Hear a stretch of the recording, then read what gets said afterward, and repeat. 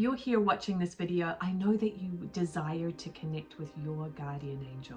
You're looking for that comfort, support, and guidance that can provide. It is possible for you, and today I'm going to share 5 easy ways that you can connect with your guardian angel.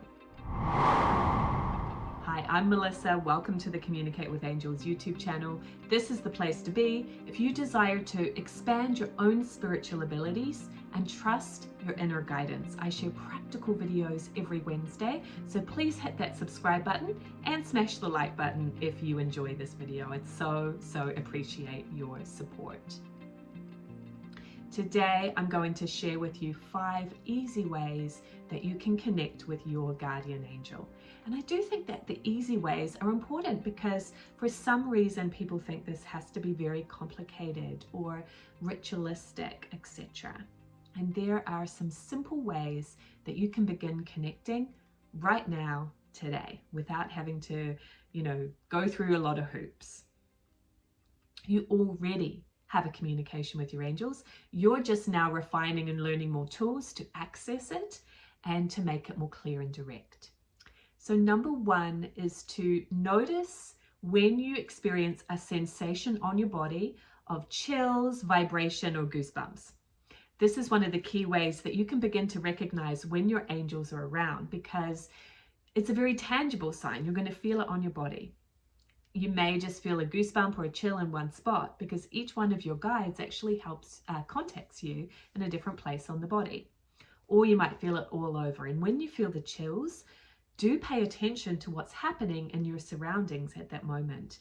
It could be a sign to pay attention, a confirmation that you're on the right track, or reassurance. So start paying more attention to that and notice it and acknowledge it when you feel the chills as being a communication from your guardian angel. The second easy way is to ask a question. In the Bible, it says, ask and you shall receive. And here's the thing, we forget to ask.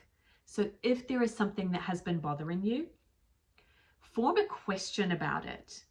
Because a lot of times we jump to conclusions in our life. We think this is just the way life is, or I have to suffer, or there's no solution to my problem. But just that simple act of actually rephrasing it into a question means that you are now open and receptive to receiving an answer. You need to do your 50% in your communication with your angels. They're not going to do it all for you. So ask them what you would like to know about. And be really open-ended in the way that you phrase the question so that you can receive that answer. The answer may come right away. If you're more in tune with your intuition, you might get that message come through. Or it may not come right away, but keep asking because the solution is going to show up.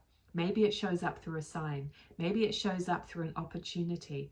Maybe it shows up from something you see on TV that automatically is this aha moment. But trust and know that the answer is coming to you.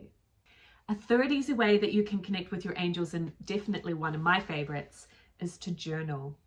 There's something about putting pen to paper, really going deep into your feelings and writing them down. Write down what's bothering you. Write down what the challenges are. Write down what is the growth right now. And as you're writing, you're going to get insights. Your angels are communicating to you.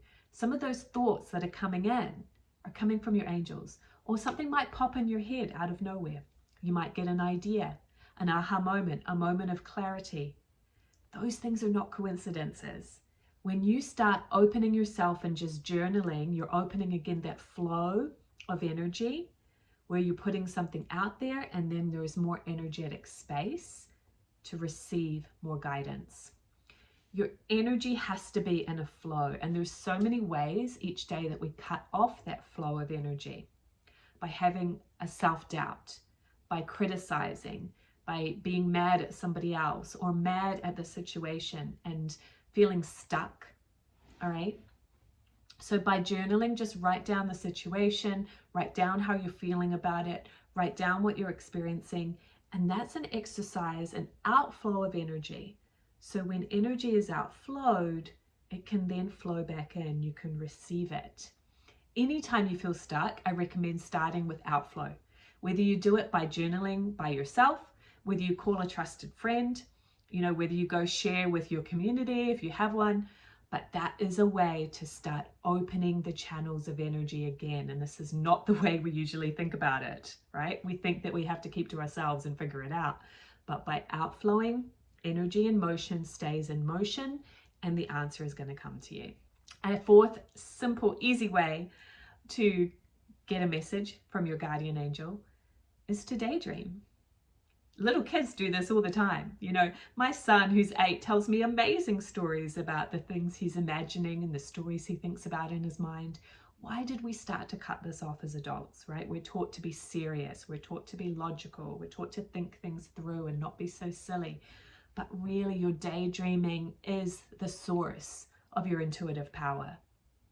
So start thinking about scenarios that you might like to have in your life. Start thinking about possible goals or solutions to what might be challenging you right now. And just imagine, let your imagination run wild. We do not do this enough. So just start daydreaming, because this is your prophetic gift, right? And many of us are not so in touch with prophetic. Maybe we're more in touch with the words, the pictures, the feelings, but prophetic is a little less tangible sometimes.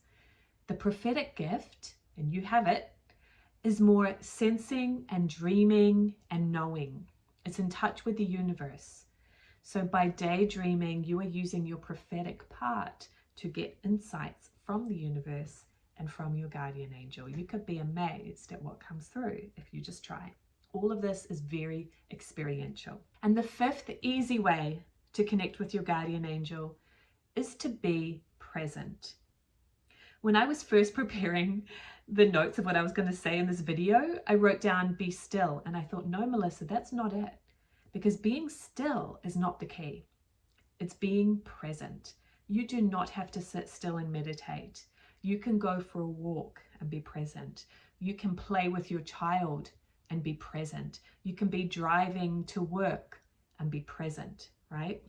If you're listening to a lot of stuff on the radio, you're not going to be as present. You're going to be engaged with that information. And that's okay sometimes, right? But if you have the desire to connect with your guardian angel, be present, right? Turn off the videos and the podcasts and just be present. You can be moving as you do it. You can be cooking dinner. You can be doing your thing.